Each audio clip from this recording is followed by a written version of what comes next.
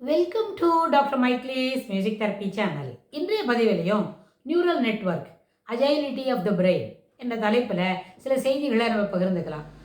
Brain derived நியூரோட்ராஃபிக் factors அது என்ன பண்ணுறோம், பிஎன்டிஎஃப்னு சொன்னால் நியூரல் டெபாசிட்ஸில், அதாவது போதுமான அளவுக்கு அங்கே பேலன்ஸ் இல்லைன்னா நம்மளுடைய செயல்முறைகளில் அதுபோல் நம்ம நடக்கிறதுல சில பேலன்ஸ் எல்லாம் அதில் குறைபாடு உடையதாக இருக்கும்.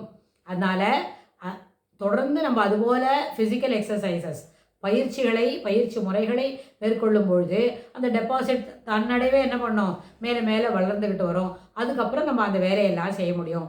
பாடி பேலன்ஸ், ஃபிசிக்கல் பேலன்ஸ் இருக்கே, நடந்து பார்க்குறோம், கண்ணை மூடிக்கிட்டு 2-3 நிமிஷம் நிற்கிறோம், கிராஸ் மோட்டார் ஆக்டிவிட்டீஸ் செய்கிறோம், அப்புறம் கண்ணை மூடிக்கிட்டு காற்றுல எழுதுகிறோம், அதுக்கப்புறம் கண்ணை மூடிக்கிட்டு உடல் மேலே ஒரு கோடு போல் வரைந்து பார்க்கும்போது அது என்ன எழுத்து, அது என்ன தாய்மொழியா பிற மொழிகளில் எழுதப்படுகிறதா, நம்பரா எண் போலவா அப்படின்றதையும் நம்ம பார்த்து புரிஞ்சுக்கிறோம். அப்படின்னு சொன்னால் இதுபோல் உணர்ச்சி மூலமாகவும் காற்றில் எழுதக்கூடியதும் பண்ணால் சில நேரத்தில் இது ரொம்ப காமெடியாக இருக்கும். சரியாக செய்ய மாட்டோம், தவறுகள் ஏற்படும். ஆனால் தவறுகள் ஏற்படுறது கூட அது மூளைக்கு ஒரு சேலஞ்சாக அமையும். இது எல்லாமே, இந்த கான்செப்ட் எல்லாமே சொல்லிக் கொடுக்கக்கூடிய செய்திகள் எல்லாமே மூளைக்கு போதுமான அளவுக்கு வேலை கொடுக்கல, அமைதியாக இருக்கிறோம் அப்படின்றதுனால, அதாவது எந்த பழக்கமும் இல்லாமல் எந்த செயல்பாட்டு முறைகளிலும் நம்மளை இன்வால்வ் பண்ணிக்காமல் அமைதியாக இருக்கிறோம் அப்படின்னு சொன்னால் அது ஏற்புடையது அன்று. ஒரு 25 வயசுக்கு உள்ளே நம்ம நிறைய படிச்சிடுறோம், பள்ளிக்கூடம் போகிறோம், காலேஜ் போகிறோம், கல்லூரி படிப்பு எல்லாம் முடிச்சிடுறோம், ஒரு பணியில் அமர்ந்துக்கிறோம், போதுமான அளவுக்கு மாதாந்திர வருமானம் வருது, இல்லை பிஸ்னஸ் பண்ணுறோம், அதுலேயும் போதுமான அளவுக்கு வருமானம் வருது. எது இருந்தாலும் மூளைக்கும் ஏற்ப பயிற்சி முறைகளை மேற்கொள்ள வேண்டும். கிராஸ்வேர்டு பசில், அப்புறம் வார்த்தைகளை கண்டுபிடிப்பது, தொடர்ந்து ஒரு சில நம்பர்களை விட்டு விட்டு சொல்லி பார்க்கறது, ஆல்டர்னேட்டிவ் நம்பர்ஸ் சொல்கிறது. சில நேரத்தில் சில முக்கியமானது, இந்த ஃபிசிக்கல் எக்ஸசைஸ் அப்படின்னு ஒரு வார்த்தை சொன்னோம் இல்லையா, அதுபோல் செய்யும் பொழுது நம்மளுக்கு எந்த கையில் எழுதுகிற பழக்கம் உண்டு இது நாள் வரைக்கும், சிறு வயது முதலே அநேகமாக 100 பேர் இருக்கும்னு சொன்னால் 100 பேருக்குமே வலது கையில் எழுதுகிற பழக்கம் உண்டு. யாரும் ஒருவருக்கு தான் இடது கையால் எழுதக்கூடிய பழக்கம் வரும். அப்படின்னா அதுபோல் நம்ம வலது கையால் எழுத பழக்கம் உள்ளவங்களாக இருந்தால் ஒரு 2-3 விஷயங்கள் ஒரு நாளில் ஒரு 2 நிமிஷத்துக்கு இடது கையில் எழுத பழகிறது, எழுதி பார்க்கறது. முக்கியமாக என்ன அதில் கண்டுபிடிச்சிக்க முடியும்னு கேட்டால், அந்த எழுத்தோட உருவங்கள் ஒரு ஷேப்பெல்லாம் மாறி இருக்கும். எந்த தாய்மொழியில் எழுதுறதா இருந்தாலும் அப்படி தான், பிற மொழிகளில் எழுத பழக்கம் இருக்குது. ரொம்ப வேகமாக அழகாக சிறப்பாக அந்த வலது கையில் எழுதுவோம்னு சொன்னால், அதுபோல் அழகாக சிறப்பாக எழுதுவோம்னு சொல்லும்போது இடது கையில் எழுத பழகினா அது என்ன பண்ணோம், அழகாக இருக்காது, சிறப்பாகவும் இருக்காது, ஆனால் இருக்கும். எல்லா விஷயங்களும் எழுதியிருப்போம், மனதில் இருக்கிற எல்லா செய்தியும் நம்ம இடது கையிலையும் எழுதுவோம். அநேகமாக அதில் வேகமாக எழுத வராது, ஆனால் என்ன பண்ணுவோம், அந்த வார்த்தைகளை அதில் எழுதியிருப்போம். சில நேரத்தில் அந்த எழுத்தை நம்ம படிக்கிறதுக்கு நம்மளுக்கே கடினமாக இருக்கும். ஏன்னா அவ்வளோ ஷேப்பெல்லாம் அந்த எழுத்தோட உருவங்கள்லாம் மாறி இருக்கும். அப்படி எழுதுறது என்ன ஆகும்னு கேட்டால், மூளைக்கு ஒரு சரியான சேலஞ்சு. எல்லாவற்றையும் சரியாக எழுத வேண்டும் என்கின்ற மனப்பான்மை, எழுதுகின்ற எழுத்து சிறப்பாக இருக்கணும். எழுத்து இருந்தால் தான் நம்மளால் படிக்க முடியும். நம்மளே தவறாக எழுதிட்டோம் என்ன சொன்னால், அதனால் வாயில் சொல்லிக்கிட்டே எழுது. நம்ம சின்ன பிள்ளைங்களுக்கு சொல்லுவோம், 2ஆம் கிளாஸ் 4ஆம் கிளாஸ் படிக்கிறாங்கன்னு சொன்னால் சொல்லிக்கிட்டே எழுது தங்கம், என்ன படித்து அதை சொல்லிகிட்டே எழுது அப்படின்னு சொல்லுவோம். அப்போ சொல்லிகிட்டே எழுதி பார்த்தா ஒரு தடவைக்கு 2 தடவை எழுதுகிற மாதிரி இருக்கும். படிக்கிற பாடம் நல்லபடியாக மனசில் பதிஞ்சிடும். இது ஒரு சிறப்பான விஷயம். ஆனால் அதே நேரத்தில் அது இடது கையால் அந்த பயிற்சியை மேற்கொள்ளும் பொழுது அந்த அளவுக்கு வேகம் இருக்காது, இயல்பான எழுத்துக்களாகவும் இருக்காது. அப்படின்னு சொன்னால் இது ஒரு மூளைக்கு சேலஞ்சு. இது என்ன பண்ணோம், இந்த ஸ்கில்லை நம்ம வளர்த்துக்கணும்னு நினைக்கணும்.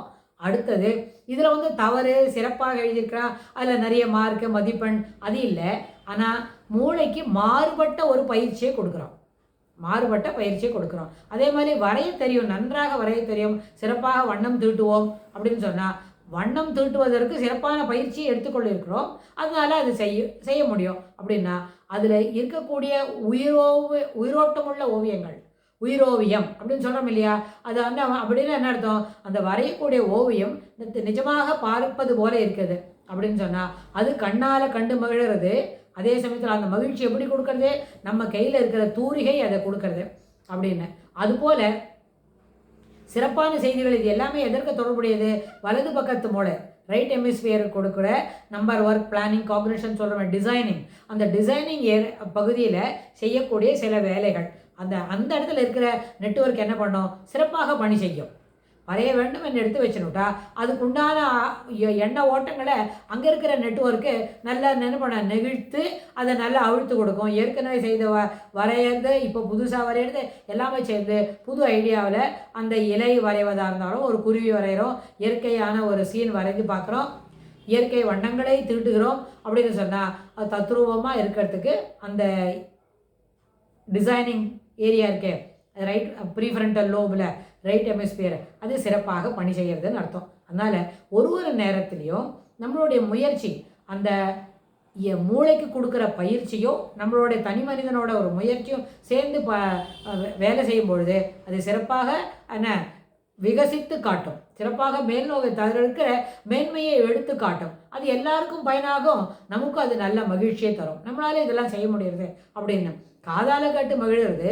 இது என்ன பண்ணுறோம்? கண்ணால் பார்த்து மகிழ்கிறோம். கண்ணால் பார்த்து மகிழ்கிறது சில பேருக்கு காண்பிச்சு மகிழ்ச்சி அடைய முடியும். ஆனால் இது நம்மளே வரைஞ்சி நம்ம பார்த்து நம்மளும் மகிழலாம், அடுத்தவர்களையும் மகிழ வைக்கலாம். அதனால் 5 விதமான 5 புலன்கள், மெய், வாய், கண், மூக்கு, செவி அப்படின்னு சொல்கிறோம். ஒருத்தரையும் சொல்கிறோம் அப்படின்னு சொன்னால் அந்த நுகர்தலில் இருக்கிற மனம் மகிழ்வு இருக்கே, that cannot be shared with anyone. ஒரு பெரிய மலர் தோட்டத்துக்கு போகிறோம், மலர் பூங்கா, மலர் இருக்கிற பூங்காவுக்கு போகிறோம். நிறைய மலர்கள், விதவிதமான வண்ண மலர்கள், வாசனை உள்ள மலர்கள், நறுமணம் மிக்க பூக்களை கொண்டு இருக்கிற அந்த பூச்செடி பக்கத்துலலாம் போகிறோம்னு சொன்னால் அதை தெரியுமா, அந்த வாசனையை நுகர்ந்து அனுபவிக்கக்கூடிய மகிழ்ச்சி இருக்கே, தட் cannot be shared. அங்கே ஒரே மலர் அடியில் நம்ம 4-5 பேர் இருக்கலாமா இருக்கும், 10 பேர் கூட இருப்பாங்களா இருக்கும். அந்த பூந்தோட்டத்திற்கு நிறைய பேர் போயிட்டு வருவாங்க. ஒருத்தரோடைய எக்ஸ்பீரியன்ஸ் இருக்கே, it is quite individual, that cannot be rated. இது எப்படி இருக்கும்? அது தனி மனிதனே என்ன பண்ணோம்? அனுபவித்து மகிழ்ந்து இன்புற்று கழித்து எல்லாம் அவருக்கே அது கிடைக்கும். ஏன்னா அந்த ஆல்ஃபேக்டரியோட சிறப்பு அத்துணை மேன்மையானது. அதை பற்றி இன்னும் விரிவாக அடுத்த பதிவில் பார்க்கலாம். தேங்க்ஸ் ஃபார் வாட்சிங்.